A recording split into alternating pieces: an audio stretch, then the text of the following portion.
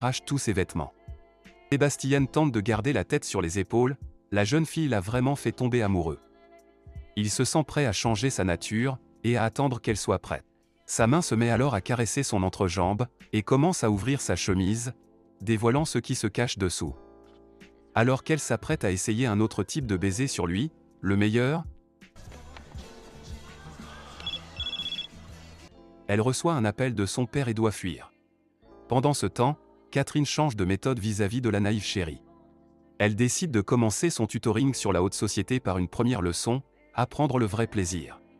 Lors d'une séance d'équitation où Chérie est plus empotée que jamais, Catherine l'initie au trot sur place. Suivant le son des coups de cravache et ses ordres, elle ordonne à Chérie de monter et descendre le long du dos de l'animal, pratiquant ainsi des petites pressions sur son bassin. Au fur et à mesure que le rythme augmente, Catherine n'a plus besoin de donner le tempo. Chérie finit par en tomber par terre, mais cette fois un sourire dessine ses lèvres. Le soir, alors qu'il finit une conversation avec Daniel, Sébastien est surpris dans sa chambre par Catherine. Elle lui montre le dossier qu'elle a déterré sur lui, son passé, sa mère, son horrible décadence. Elle avoue être impressionnée. Il souhaite garder tout ça secret, et commencer une nouvelle vie. Mais elle voit en lui, un miroir. Ils sont aussi pervers l'un que l'autre. Les deux commencent alors à batifoler, avec pour seule règle pour Sébastien, jamais par derrière. Alors qu'elle lui demande d'enlever son pantalon, il se retient. Sa volonté de changer est sincère, et il s'en va. À son départ, Catherine, le sourire aux lèvres, appelle Daniel. Sébastien fonce chez son aimé sous la pluie. Elle le trouve devant chez elle totalement trempé. Elle est seule à la maison, et l'invite à entrer.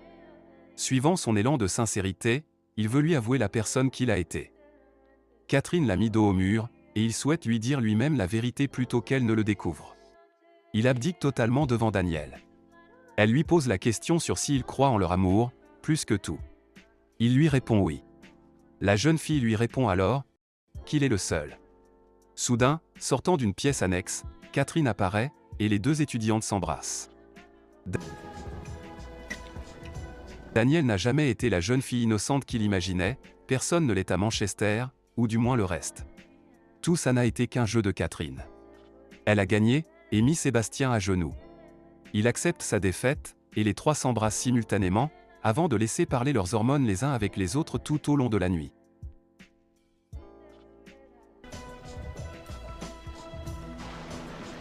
Le film se termine sur Sébastien dans sa limousine, totalement embourgeoisé, sans ambition de revenir sur le droit chemin. À ses genoux, un cadeau de Daniel, un journal. Il ordonne à son chauffeur de percuter la jeune